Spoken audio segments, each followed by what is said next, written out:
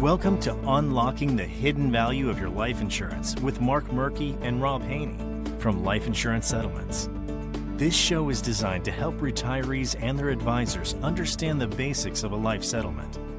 In this podcast, we show you how to get more from the sale of your life insurance policy versus lapse or surrender, and how using life settlements can increase assets under management. Mark and Rob ignite conversations on how to look for opportunities and navigate the life settlement process so you and your clients can enjoy a comfortable retirement. Now on to the show. Hello and welcome to Unlocking the Hidden Value of Your Life Insurance with Mrky and Rob Haynie. Mark, what's going on? Another lovely day here in South Florida, 82 and sunny.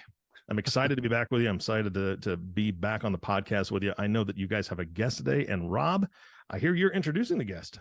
I am going to introduce the guest. Is Richard Beleutz, who just celebrated a birthday on Monday. And Rich is the Chief Executive Officer of AIR Asset Management in Chicago, Illinois. And I've known Rich probably, I'm going to say close to 20 years right now. And Rich is a great authority for today's discussion to talk a little bit about the buy side, who's buying, why they're buying, et cetera. So without further ado, I'll turn it over to Rich and tell us a little bit about yourself, Richard. Well, Rich, before you jump in, actually, gentlemen, I'd like you to kind of explain to the audience who should be listening to this episode today. Who's the audience for this? Yeah, sure.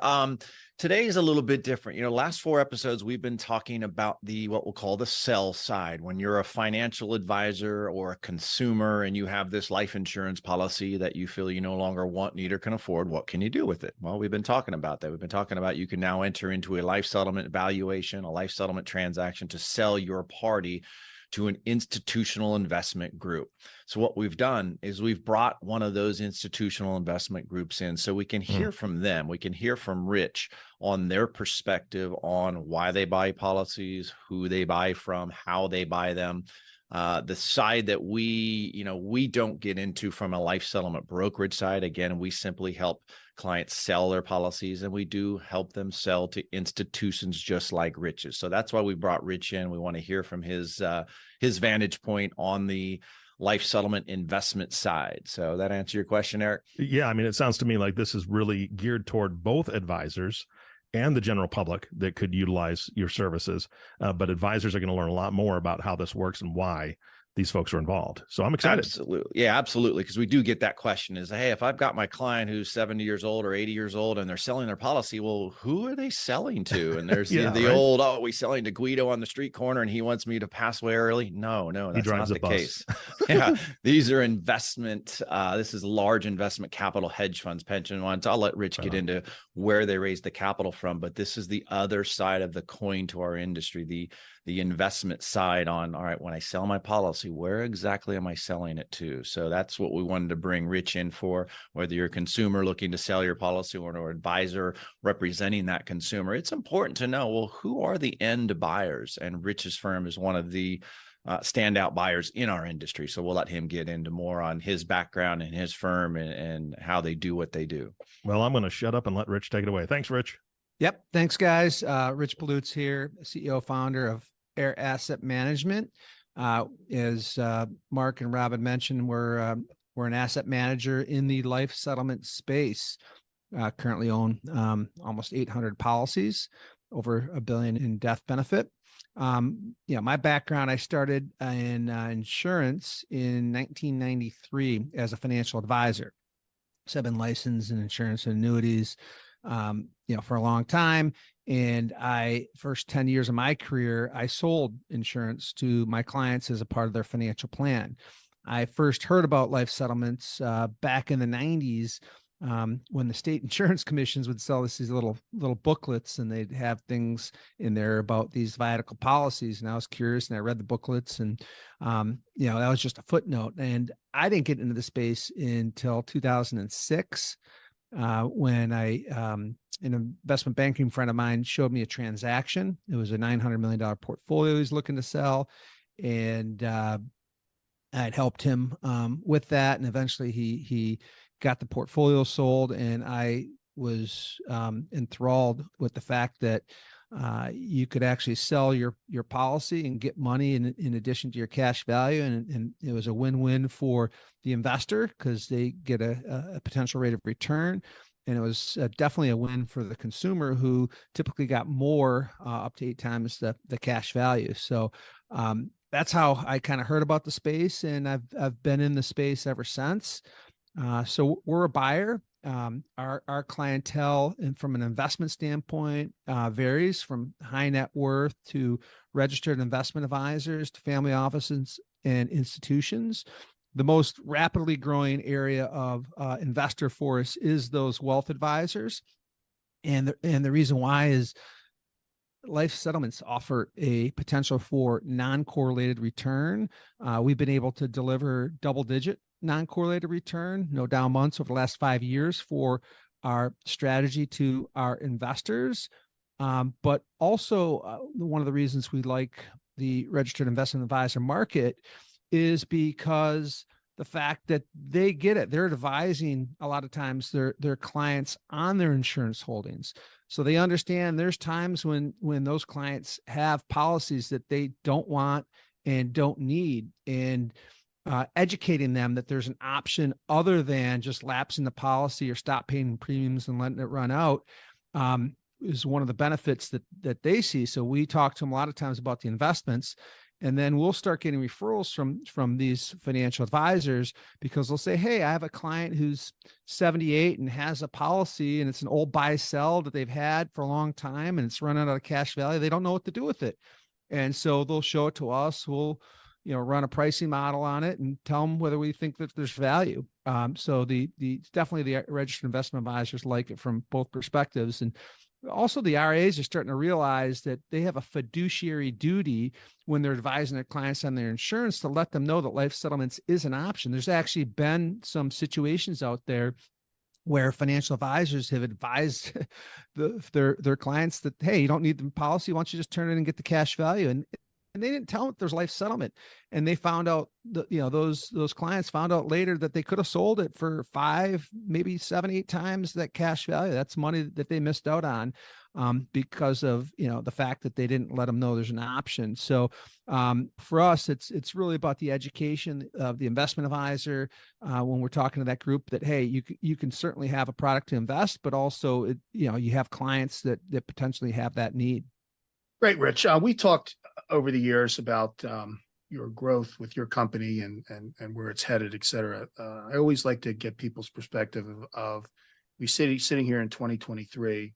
It looks like we're going to have statistics data roll out in a couple of weeks at the conference you and I will both be at that show the growth of the market continuing. What do you think, in your mind, is the forecasting forward where this market is headed, and what makes you so bullish on it? From our perspective, you have a market in the life settlement market is mostly seniors. There's non-seniors that are heavily impaired, typically under 65 that are terminally ill. That's the smaller segment of the market, but most of the market's seniors. And right now we have 10,000 seniors a day turning 65. So that's huge. And that's projected for the next 15 years plus. And so you have a large market of seniors. Look at the markets out there. You have volatility. You have interest rates uncertainty. You have rise of inflation. You have the global political situation out there. And so from a financial markets perspective, there's some needs out there. The stock market's been down. Maybe in the United States, a lot of seniors don't have enough, unfortunately, for retirement. And some of those seniors that are short on cash for retirement have life insurance policies. So there's a way to monetize that. And less than 25% of seniors even know that life settlement's an option. So we definitely see the growth of the industry. And Conning recently had put out a research report. They said that $250 billion market potential, over the next 10 years. So the market potential of life settlements is huge. You have over 20 trillion of in-force life insurance in the US, which is more than the rest of the world combined. And you have really a birth of education. When I got into the space in 2006, less than 10% of seniors knew that life settlements was an option. So you have a trend of more and more seniors knowing that this is a thing, and you have a trend of more and more seniors more and more people turning 65. And then you also have a trend of a bigger need for cash in retirement. And then you have a demand of non-correlated return amongst investors. So I think it's a perfect storm of growth for the industry, not even to mention some of the technology that's coming on board. Let me change the topic. You did a great job there, Rich, of really an advertisement for our industry on the investment side as well, on the sell side. So let me come at you from a consumer perspective. If I'm a consumer and I'm selling my policy to an outfit like you, an institution like you, what takes place after I sell my policy? What safeguards are in place to make sure that my information, which is my medical records and several other information that we give to a buyer, what safeguards exist for that seller when they sell their policy to an institution like you? What privacy exists? So we're in a highly regulated industry. So our investment funds, our investment company is registered with the Securities and Exchange Commission. So we're fiduciaries to our investors. We also have ethical standards that we must keep. We have background checks for the participants in our firm. That's part of the regulatory. So that's number one. Number two is when we get a case, we are bound by HIPAA. So HIPAA restrictions are very tight and they're very serious, and we take them very seriously. In terms of the data, we take our technology and data security very seriously. Obviously, when you're talking about a life settlement, the fear is about what happens if somebody gets my information and they want to knock me off, right? Obviously that's a natural fear, right? Somebody owns that you don't know owns a life insurance policy on you, and they benefit when you pass away. From our perspective, I'm a family man. I have a 4-year-old son and a 6-year-old daughter, and we have a good business. We're not in the business of killing people to make a little extra return. But I can see why people would be concerned about that. We look at life settlements as a socially responsible investment because, at the end of the day, we're, paying seniors up to 8 times the cash value. And really helping one of the biggest areas in the ESG on the social side, which is senior financial independence. So we feel good about what we do in this business, and we take our responsibilities on a fiduciary side, very, very seriously. All jokes about the Italian actuaries aside, and which is kind of the industry term for it. Yeah, no, I'm glad you touched on that because we do have to follow HIPAA regulations. The buyers that we work as a broker all have to follow those same set of stringent, strict regulations. And we do get that question from time to time. And it's a somewhat of a fair question is, if I'm selling my policy, do I have to look over my shoulder? And Rob, you could probably touch on this, but I don't believe, and I'm pretty certain on this, that there's never in the history of the life settlement industry been an instance of wrongdoing when it comes to a seller selling their policy to a third-party institution such as Rich's or the others that exist. Is that correct, Rob? Yes. I'll clean it up a little bit. Thank you. In the beginning that we were in this, Rich touched on it very early on in the conversation, used the term viatical. This was a viatical settlement market. So at the time, we were dealing with insureds direct mostly. They typically had a chronic and or more likely a terminal illness, in this case, AIDS. And there was one state that regulated this activity. That was California. So when I got into the business, now there are 43 states that regulate this business, which represents about 93% of the U.S. population. I like to say, and I borrow this phrase from a friend of ours, all of ours, Michael Friedman, who said once in a hearing that this is the most transparent financial services transaction that you can enter into in the United States of America. And he means by that is the only insurance transaction you're going to enter into where the client and or seller knows the commission is a life settlement. If you sell the insured a life insurance policy, they are not knowing the commission. That's not how it works. So, going back to the Italian actuary and all of that situation, to Rich's point, the firms that are buying the policies today are buying hundreds and thousands of policies over the course of a year, or certainly of a decade. They have too much to lose to take a shortcut on one or two policies to get a little extra return. So it doesn't happen. It's never happened. If it was going to happen, it would have happened in the 1990s. So that's a concern we still deal with today. It's sad. It's thrown out there by the people who don't want us to be successful, without naming names, insurance companies. They do not want to see their clients sell life insurance policy to a third party. I don't know why. I've always argued this and continue to argue it, that I think insurance companies would sell more insurance if this was offered to the insured when they were 35, 40, 45, sitting at a kitchen table, determining whether to buy a life insurance policy or not. There was an exit strategy called a life settlement where they could receive a multiple of the cash surrender value. In the case of a policy that actually has cash surrender value, most of the policies honestly are term, and there's no cash surrender value. So this is an awesome thing for people to discover, and it's even better when it works. Marcus, yeah. So Rich, you touched on it. Rob, you touched on it. So we have safeguards in place to protect the consumer. We have heavy regulation in the life settlement industry. Again, that's to protect the advisor and the consumer.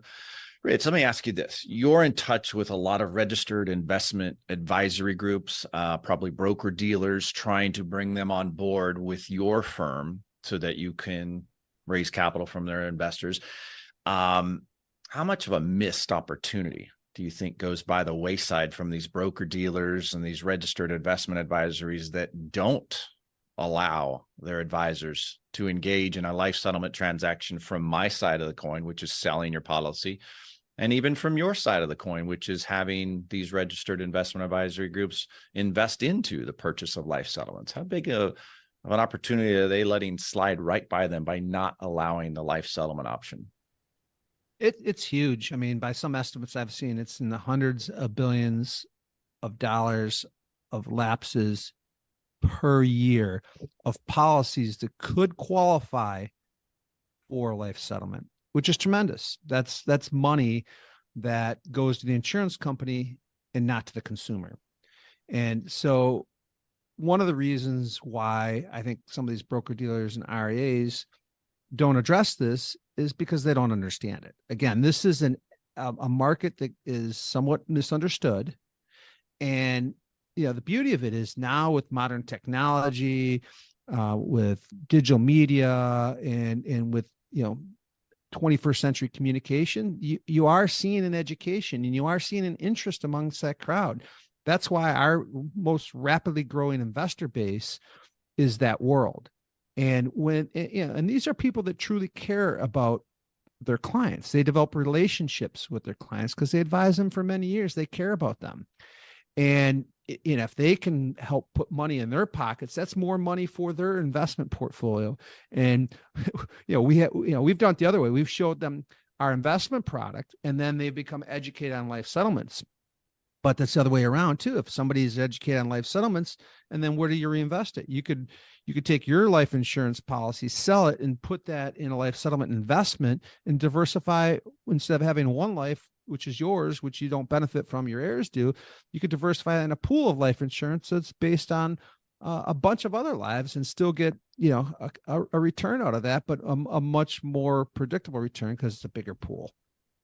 Yeah, good point there. I think you kind of hit the nail on the head. Is the answer to my question is lack of education. So, we've pointed this out before on previous podcasts, that if you're a broker dealer, a registered investment advisory firm, or just a financial advisor, we've now given you 5 podcasts, and we've given you perspective from Rich's side, which is the investing side. We've given you a perspective from another advisor's side who's helped his client sell his policy.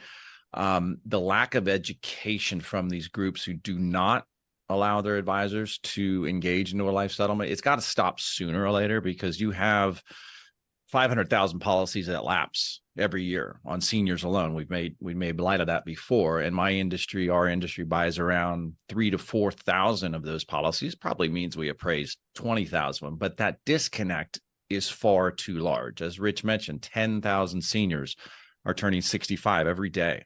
And those seniors own life insurance. And 80-90% of the time, a life insurance policy never pays out a death benefit. What does that mean? Well, it means the client's held onto the policy for 2 years, 22 years, whatever it is.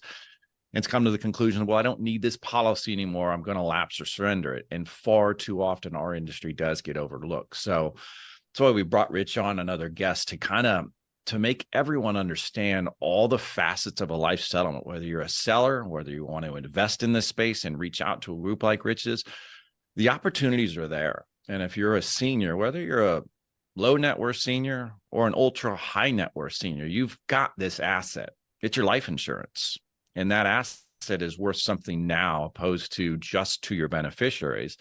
And that asset can be appraised in his life settlement valuation for free. And many times, as we've all pointed out, that return that we give to you when you sell your policies, anywhere from 2 to 7 times what the insurance carrier's cash surrender value is. So, I just want to make light of that. Again, it's lack of education, and that's why we're putting these podcasts together, to continue to educate our listeners, our viewers, on every single aspect of the life settlement transaction. And with Rich on today, I think we've hit kind of all sides of the settlement transaction. Rob, anything to add to that?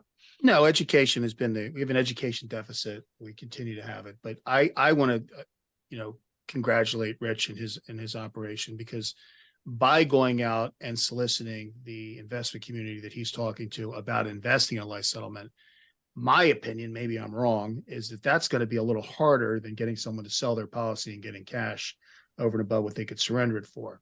And I think by going in that direction is kind of helping us soften the beachhead as we approach these folks from our side to say, hey, wouldn't it be nice if your client were to sell their life insurance policy and reinvest it, whether it's into one of Rich's vehicles or to an annuity or something else, a little easier. I mean, I saw a statistic this morning.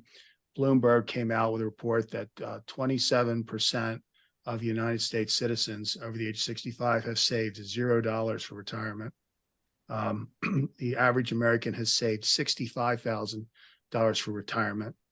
So talk about a lack of education in our market. There's a lack of education for retirement as an overall financial planning scheme across the nation. $65,000 next year will probably last you 3 months in retirement. And that's a sobering fact. I always harken back to one of the stats at a Wells Fargo presentation I heard, where 23% of Wells Fargo customers were surveyed, and 23% said that they would rather die early than live beyond their retirement money saved.